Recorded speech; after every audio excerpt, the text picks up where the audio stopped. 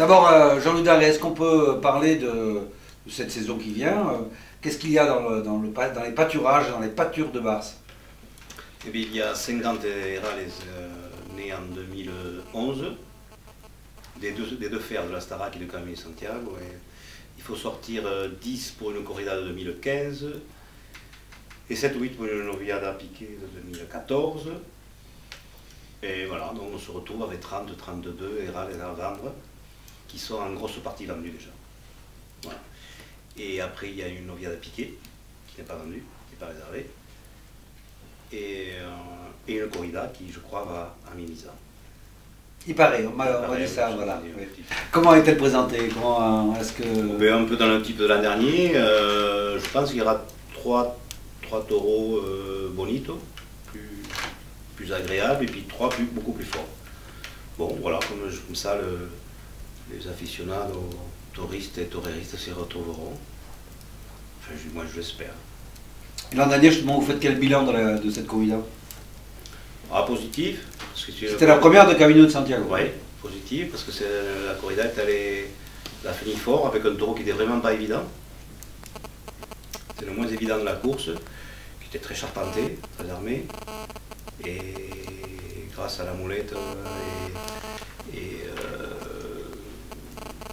la dextérité de René Alamo, la corrida s'est très bien finie.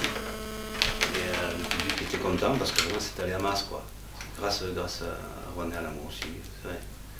C'est un torero à voir, à revoir. Je pense qu'il reviendra à Mimizan. Il est annoncé déjà par pas mal de cartels en France. Il le mérite. Alors cette corrida qui doit probablement, ou tout de même très probablement venir à Mimizan, sera probablement entourée par Juan del Alamo et probablement aussi par Thomas Dufaux. Est-ce que ce cartel probable vous conviendrait? Très bien. Je ne connais pas le troisième, mais Thomas Dufaux, c'est un gosse qui vient ici depuis 7 ou 10 ans, je ne sais pas trop, avec l'école de Richard Millian, tout petit, et il venait, et puis bon, le garçon a grandi en taille et en morale, et bon, il a coupé 2 oreilles encore comme René Alamo l'an dernier. Il fait une très bonne saison, c'est celui qui aurait le plus grand nombre de corridas en France. Tout aurait confondu, français ou espagnol. Donc c'est un garçon à suivre. Je l'aide aussi, il vient tienter à la maison, souvent, très souvent. Et au fait aussi, j'aimerais bien aussi que René Alamo vienne, mais on va attendre des jours un peu meilleurs, mais autrement ça me ferait plaisir de recevoir au camp et lui montrer un peu ce que c'est que le DVC française. Voilà. Est-ce qu'on peut rappeler un petit peu ce qu'est Camino de Santiago, qu'est-ce que c'est comme origine, quelles sont les caractéristiques à la fois physiques mais aussi morales? Bon, c'est un élevage créé en 2001, j'ai acheté toute la naissance à Santa Fe Marton, qui était l'éleveur de Navarre en dessous de Pampelune. Un ami qui m'a vendu toute la naissance d'une année. Voilà. Et j'ai eu la chance sur 59 que je lui ai acheté, j'en ai gardé 45. C'est un grand coup de poker.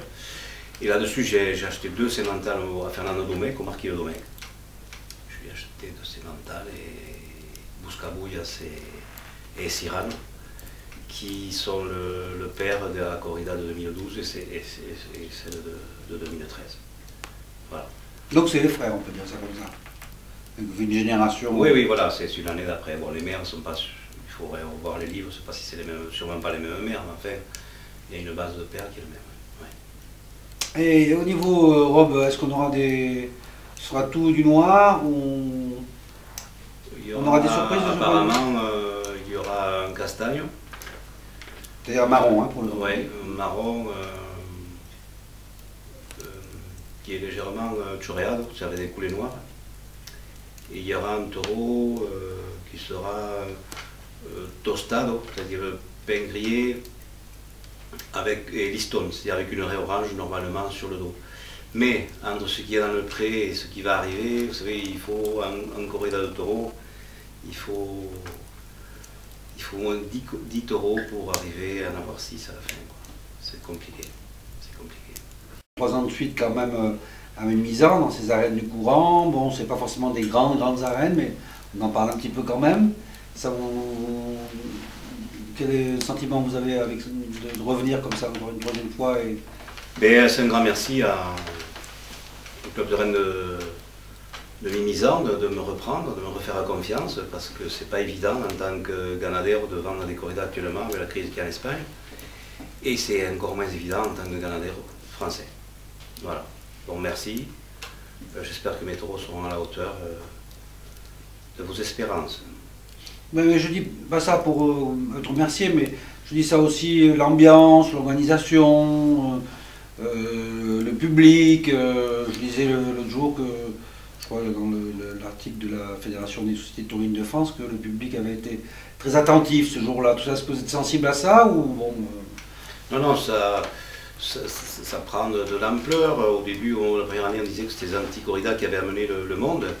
Et que c'était l'événement, c'est la première année dont les gens étaient venus par curiosité. Mais en fait, les anti-corridas la seconde année ont moins bataillé dans la presse, et donc ça fait moins de publicité, mais il y avait autant de monde, voire même plus. Donc le public se fidélise. Et puis vous, organisateurs, vous montez le spectacle. Je vois que c'est pas encore grand professionnel, mais ça arrive petit à petit, c'est très bien. Toute l'équipe bénévole qui entoure le club. Oui. Ouais. Est-ce que Ganadero c'est rose tous les jours? C'est rose-là parce que c'est gens avec des grands chapeaux, qui reçoivent 50 personnes à manger, qui boivent du fino, et c'est comme ça que ça se passe ici là dans le Gers? Mais d'abord, la terre du Gers, l'hiver, c'est rude. Hein. Et d'abord très amoureuse, parce qu'elle colle. Vous avez vu tout à l'heure dans les champs. Alors elle est collante, très amoureuse. Et puis le froid. Non, c'est très dur. C'est bien beau d'avoir des champs verts avec des pâquerettes, des taureaux couchés dans l'herbe du printemps ou l'été. Mais ça va, c'est très joli. Mais le camp pour l'hiver est très dur. Très dur. Physiquement, des journées on les finit très mal, du moins moi, parce que je vieillis peut-être. Faire des taureaux à 2 ans, 3 ans, c'est un métier. C'est vrai, c'est compliqué. Mais faire des taureaux de 4 ans pour corrida, c'est un autre métier. C'est un autre métier complètement. Je ne veux pas sous-estimer ceux qui font des taureaux de 2 ans et de 3 ans, hein, le problème n'est pas là. Mais il y a de la casse à 4 ans. Les taureaux se battent parce qu'ils sont adultes. Il faut des infrastructures beaucoup plus costauds. La sélection aussi, en tiente, on est beaucoup plus rigoureux. C'est vraiment notre métier. Et si c'était à refaire, vous le referiez ou pas?